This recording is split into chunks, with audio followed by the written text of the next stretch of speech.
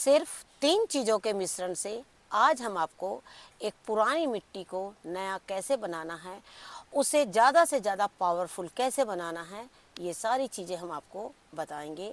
और साथ ही बताना चाहेंगे कि इस मिट्टी में आप कौन कौन सी चीज़ें तैयार कर सकते हैं। राख की मात्रा जब आप पौधे में डालेंगे। नमस्कार दोस्तों, स्वागत है आपका हमारे इस YouTube चैनल में। नए वीडियो में सबसे पहले तो आपको बताना चाहूँगी, आप देख रहे हैं जैसे कि गर्मी पूरी आ चुकी है, लेकिन बॉक्चाई साग जो हमारे गार्डन में इस तरीके से हो रही है। लेकिन आप जान रहे हैं कि हमने इनके बहुत से पौधों से बीज तैयार किया है, लेकिन फिर से इसे हमने बीजों के लिए छोड़ा है। आज के इस वीडियो में हम आपको जिस तरीके से एक सॉइल के बारे में बताने जा रहे हैं। सॉइल ऐसी होनी चाहिए जो ठंड की सब्जी भी आपको गर्मियों तक के मिले, और गर्मी की सब्जी जो आप लगाते हैं वो आपको कई महीनों तक के सितंबर अक्टूबर तक के मिले। लेकिन क्या आप जानते हैं उसके लिए आपको सॉइल को किस तरीके से तैयार करना है, उन पौधों को आपको किस तरीके से रखना है। जैसे हमने ये सारे कंटेनर्स जो हैं अपने वो बिल्कुल तैयार किए थे ठंड के दिनों में, और आप देख सकते हैं कि किस तरीके से इनमें अभी भी गर्मी आ गई है, लेकिन सब्जियां जो है वो इस तरीके से तैयार हो रही है। जगह जगह पर जो भी कंटेनर्स वापस तैयार किए उनमें हमने ठंड की सब्जियों को छोड़ दिया और साथ की मिट्टियों में काम करके हमने नए पौधे लगा दिए।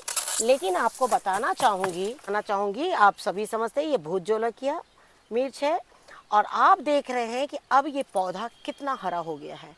जानते हैं क्यों? क्योंकि इसकी मिट्टी बहुत अच्छी है। तो चलिए अब हम आपको बताते हैं कि एक पुराने कंटेनर को किस तरीके से तैयार करके उसकी मिट्टी को बिल्कुल अच्छा बनाना है। तो जैसे अभी आपने देखा कि हमने आपको कुछ हार्वेस्टिंग दिखाई। हार्वेस्टिंग हमने सिर्फ वो दिखाई है कि एक कंटेनर जो पिछले 6 महीने से लगातार सब्जियां दे रहा है और आगे भी इसी तरीके से सब्जियां जो वो दे रहा है। लेकिन आप सभी जानते हैं कि अब हमारी गर्मी के सीजन है और आगे आने वाला समय जो है वो बारिश का होगा। बहुत से लोग ऐसे हैं जो गर्मियों में सब्जियां कई बार लगाते हैं, कई बार कंटेनर को इसी तरीके से खाली छोड़ देते हैं।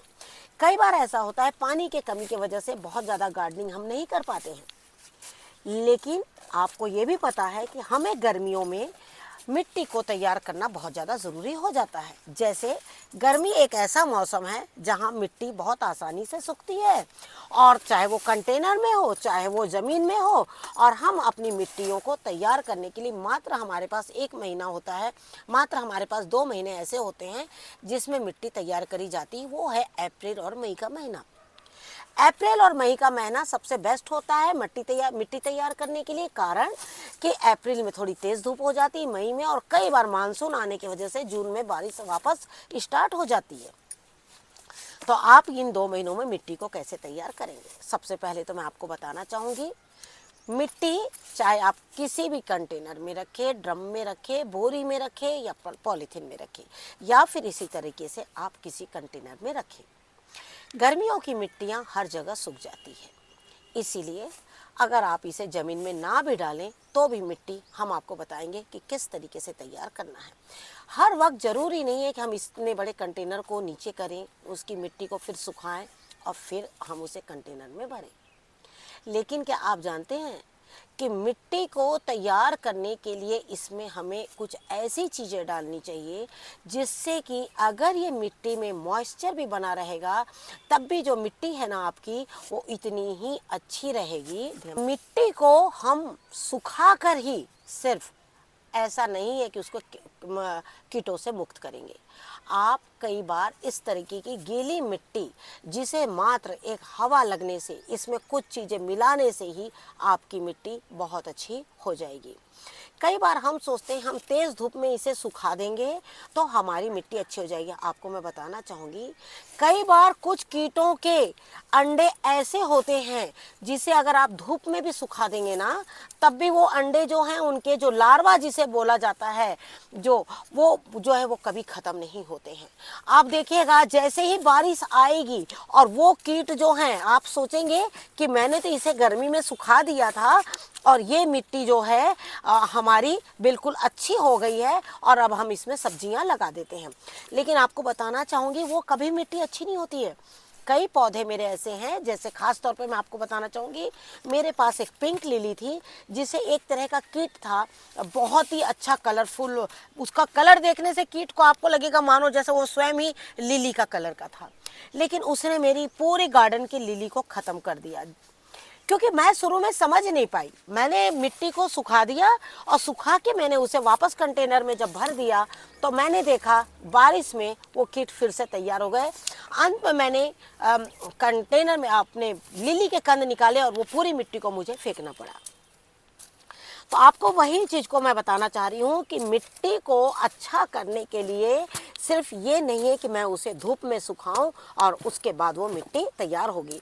तो सबसे पहले तो मैं आपको बताना चाहूँगी कि मिट्टी जो मैंने अभी आपको दिखाई कि किस तरीके से मैं मिट्टी तैयार करती हूँ, और आपको बताना चाहूँगी, आप ये देखिए ये सारे देसी बीज हैं, और देसी बीज होने के साथ साथ में आपको बताना चाहूँगी ये सारी बेलें हमारी बहुत पुरानी हैं, और आप पौधे की कंडीशन ही आप देख लीजिए, लेकिन फलों ने लगना नहीं छोड़ा है। कारण जानते हैं, मिट्टी जो है वो इस तरीके से तैयार करी गई है जिसमें कि कोई भी फंगस नहीं लगेगा, इसमें कोई ऐसे बैक्टीरियाज नहीं होंगे जो आपके पौधे को बिल्कुल ख़राब करेंगे। आप देख रहे हैं कि ये सारे नए पौधे निकलने चालू हो गए हैं और मैंने इनकी कोई भी मिट्टी को धूप में बिल्कुल भी नहीं सुखाया है। साथ ही आपको बताना चाहूँगी कि ये देखिए, हमने आपको कई बार सलाह दी है, ये देखिए आप देख सकते हैं एक एक प्याजों की जो गांठ है वो किस तरीके से काफ़ी अच्छी बड़ी बड़ी हुई है। तो क्या ज़रूरी है कि इन्हें मैं धूप में सुखाऊं? मैं इतना काम नहीं कर पाऊंगी, क्योंकि इतने बड़े टेरेस में अगर मैं इनके सबकी मिट्टी निकाल निकाल के सुखाऊंगी तो शायद मैं टेरेस गार्डनिंग कर ही नहीं पाऊंगी। क्या इतने बड़े बड़े ड्रम जो फलों से भरे रहते हैं, क्या हम इन्हें बार बार खाली कर सकते हैं? क्या इन पौधों को हम बाहर निकाल सकते हैं?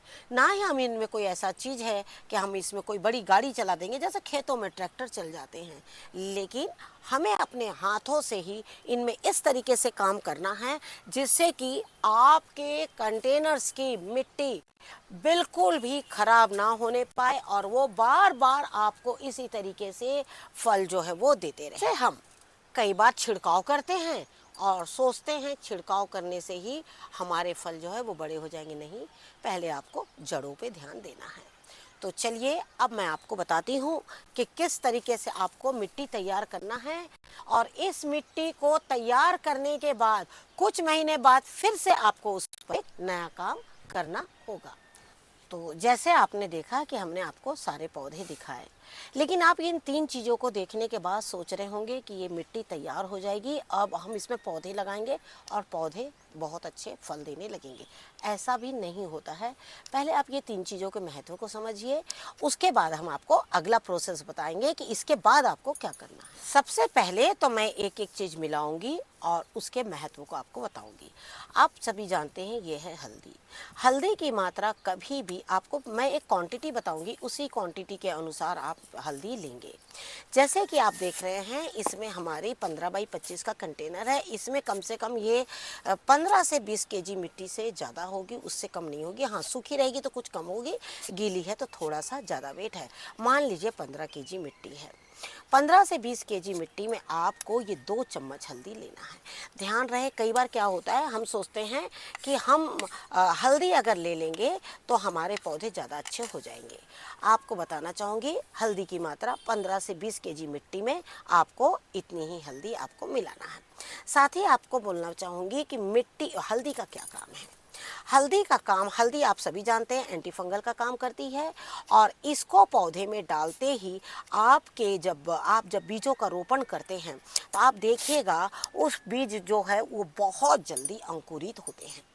तो हल्दी जो है आप सभी जानते हैं कि हल्दी जब हम पौधे में डालते हैं मिट्टी में तो हमारी मिट्टी अच्छी तो होती ही है, साथ में ये हमारी मिट्टी को एक ज़बरदस्त ताकत देती है। आज जो चीज़ हम मिला रहे हैं ये सिर्फ़ और सिर्फ मिट्टी के लिए मिला रहे हैं कि मिट्टी में ताकत लाना बहुत ज़्यादा ज़रूरी है। कई बार हम पौधे की ताकत के लिए परेशान होते हैं, लेकिन जब तक हमारी मिट्टी ताकतवर नहीं रहेगी तब तक हमारे पौधे जो है वो ताकतवर नहीं बनेंगे।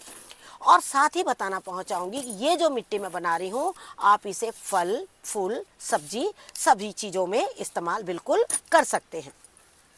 तो आपने देखा कि हमने हल्दी मिलाया और हमने बताया आपको कि हल्दी जो है वो बिल्कुल एंटी फंगल का काम करती है और वो साथ में आपके बीजों के अंकुरण में सबसे ज़्यादा मददगार होती है।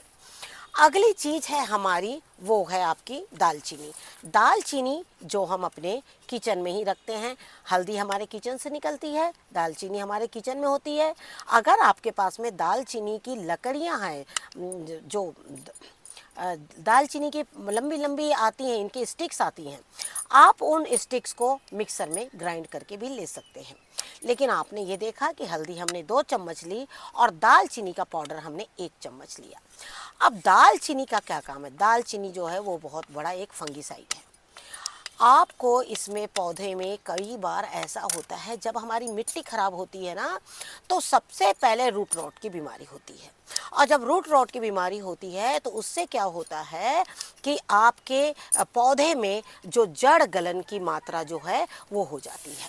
आपने देखा होगा जब छोटे छोटे पौधे निकलते हैं ना, तो वो छोटे पौधे जो हैं आपके बिल्कुल भी खराब होने लगते हैं, नीचे से उसकी जड़ में गलन हो जाती है। जैसे आप ये पौधा देख रहे हैं ना, ये पौधा देखिए, ये पौधा जैसे आपने लगाया, अगर आपकी मिट्टी अच्छी नहीं है ना तो पौधा यहाँ से अच्छा रहेगा और ठीक यहाँ से वो जड़ गलने की चालू हो जाएगा। लास्ट में धीरे धीरे पौधा जो है आपको ख़त्म हो जाएगा। इसीलिए हमें क्या करना है, सबसे पहले हमें जड़ गलन की चीज़ों को रोकना है। अब जड़ गलन की चीज़ों को रोकने के लिए हमने एक तो आपकी फंगिसाइड मिलाया और दूसरा आपका एंटी फंगल, हमने इसमें 2 चीज़ मिला दी। आप सभी जानते हैं कि गर्मियों में चींटियां भी बहुत ज़्यादा तंग करती है। तो आपने देखा होगा कि जहां दालचीनी का पाउडर डालो तो वहां चींटियां थोड़ा कुछ कम हो जाती है। अब आप देख रहे हैं कि मिट्टी में कितना भुरभुरापन है। ये देखिए बिल्कुल किस तरीके से भुरभुरी बनी हुई है। ना ही ये मिट्टी सूखी है और ना ही ये मिट्टी हमारी बहुत ज़्यादा गीली है। अब इसमें क्या होगा, ये सारी चीज़ें ना आपस में मिलके ये इतने अच्छे से तैयार हो गया। ये बिल्कुल सूखी भी रहती ना तब भी वो इतनी अच्छी नहीं बनेगी आपकी मिट्टी, और बिल्कुल गीली भी रहेगी तब भी आपकी मिट्टी अच्छी नहीं बनेगी। अब तीसरी चीज़ क्या है, वो है हमारी राख। आपको राख के बारे में मैं बताना चाहूँगी जो चीज़, उसको आप बिल्कुल ध्यान से सुनिएगा। अब आपको क्या करना है, इस मिट्टी में आपको पौधे की तैयारी करनी है। अब आपको हम बताना चाहेंगे कि इस मिट्टी में जब आपको पौधे लगाने होंगे तो अब आप इसमें खाद डालेंगे। खाद कौन सी? गोबर की खाद, पत्ते की खाद, वर्मी कंपोस्ट, जो भी आप खाद मिलाते हैं। हमने ऐसे सॉइल प्रिपरेशन बहुत सारे दिए हैं, आप वहाँ से बिल्कुल देख सकते हैं। और आपने देखा होगा कि मैं बोरियों से मिट्टी हमेशा कंटेनर में डालती हूँ, और वो बोरियों में जो मिट्टी रहती है ना, वो मेरी इसी तरीके की मिट्टी जो वो मिली हुई रहती है। और आज हमने आपको पहली बार ये भी चीज़ आपको बता दिया है। और आप देख रहे हैं कि मेरे टेरेस में जिस तरीके से फल सब्जियां हो रही है, आपके भी टेरेस में इसी तरीके से होगी, अगर आपने गर्मियों में इन मिट्टियों पर इस तरीका का उपचार जो है बिल्कुल कर लिया। तो बस हम आपसे यही कहना चाहेंगे कि जब आपको सब्जियां लगानी है, आप इसमें प्रॉपर तरीके से खाद मिलाइएगा। अभी हमने मिट्टी की हालत सुधारने के लिए बिल्कुल इसे काम किया है, और ये वाला जो प्रिपरेशन है सिर्फ और सिर्फ मिट्टी के लिए है, ना कि पौधों के लिए। अगला जो प्रोसेस होगा वो होगा मिट्टी का, जो वो होगा पौधों के लिए। तो ये बस आज की वीडियो में बस इतना ही। इसी तरीके से गर्मियों में मिट्टियाँ बनाइए, और इस मिट्टी को आप किसी भी बोरी से ढक सकते हैं। इसको इस तरीके से बिल्कुल पैक कर दीजिए। आप कोशिश करिए कि इसमें धूप लगने की ज़रूरत फ़िलहाल नहीं है। डेली ढक दीजिए, फिर थोड़ा सा इसे पलटकर हल्का सुखा दीजिए। मिट्टी में एक मॉइस्चर बिल्कुल बना रहने दीजिए। आप इस तरीके से धूप हमेशा दिखा दीजिए थोड़ा सा, और मिट्टी जो है वो इसी तरीके से एक मॉइस्चर लेकर रहेगी। आप देखिएगा मिट्टी आपकी बहुत ज़्यादा अच्छी होगी। मिट्टी थोड़ी और इससे ज़्यादा सूखनी चाहिए, और थोड़ी हल्की सूख जाएगी मिट्टी, बस उसके बाद आप इसको पैक करके बोरी में बिल्कुल रख सकते हैं, कंटेनर में रख सकते हैं, नए पौधे लगा सकते हैं। तो जिस तरीके से आज हमने आपको मिट्टी बनाना बताया, इसी तरीके से आप मिट्टी बनाइएगा। तो देखिएगा जिस तरीके से हम काम करते हैं गार्डन में, आपका भी गार्डन ऐसे ही हो जाएगा। Thank you very much. नमस्कार, जय हिंद, जय भारत।